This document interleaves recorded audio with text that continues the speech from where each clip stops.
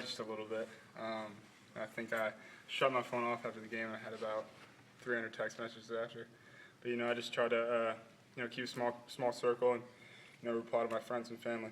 I know you had probably dreamed about before playing in front of 100,000 people and leading a game-winning drive. I mean, was it everything you thought it would be, or was it harder or easier? I mean, what was it like being out there in a pressure situation?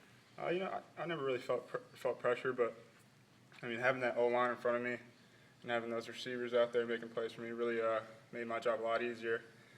Defense played lights out in the second half, so, just the people around me, the support I had around me, and, the coaches prepared me, Coach Freeze and Coach Warner prepared me all week like I was a starter. So, that really helped me. Did it take you a couple drives to get comfortable? It did, just out there in Kyle Field first start. It did take a while, but once I got settled in there at the end of the second quarter in the second half, it felt like, just like I was in high school. Gary said that when the ball left his foot, he thought he had missed it right. What was on your mind right before that kick and when he kicked it? Man, I said just go out there and have fun. Don't think about it and just kick it. He told me after the game he doesn't like people talking to him when he goes out there, but I said a quick prayer and I thought about not watching, but I had to watch and kind of fell down there a little bit and had fun at the end. What did your teammates tell you before that final drive and before you went out there? They didn't really tell me anything. The thing that sparked me is when I threw that interception.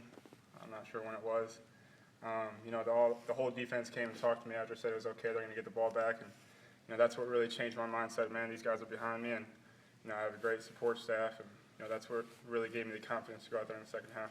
I know as a freshman in the huddle, you're supposed to be the leader because you're the quarterback, but is that difficult when you're a true freshman? I mean, how do you balance that? I mean, like you said, you didn't know when to talk to the kicker or not talk to the kicker. Yeah. I mean, just luckily we have a great group of seniors, and Evan Ingram and Robert Conyers really keeping me level-headed throughout the game. So, like I said, they just made my job so easy, and I just tried to control what I can control, and I did whatever I did to help the team win.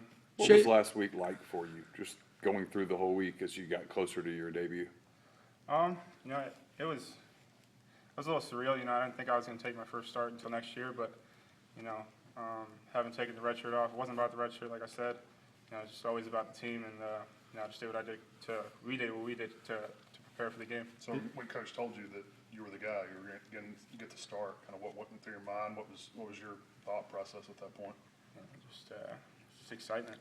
Yeah. That was basically it. And, I've been ready, and luckily, like I said, the support staff around me just really made me feel comfortable throughout that week of practice, so there was no nerves. How about having your brother on the sideline Saturday night? TV kept showing shots of you guys when you were on the sidelines. Did that help, having somebody like Sean down there that you trust and obviously knows you very well? Yeah, it was pretty cool. It was one of the awesome things coming here to be able to be around him. It was just cool to be able to look at him and give him that look like, come on. But, talking to Coach Warner and Coach Freeze on the sidelines, they kept me level-headed too, so it was awesome. Did you talk to Chad at all during the league? Actually, I FaceTimed Chad before the game. He just basically said, go out and do your thing and let the game come to you.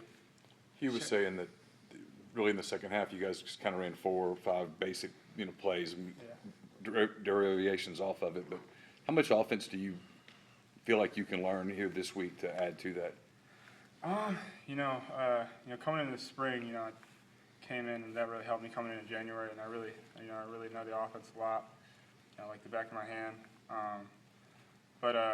Those 4 plays we can run out of so many different looks. So it's not like we were running 4 plays. There's a bunch of different variations, and 1 high, 2 high looks, and I think that kind of gave us the momentum because I think at one point in the drive we ran 1 play about 4 or 5 times, and it worked every single time. So.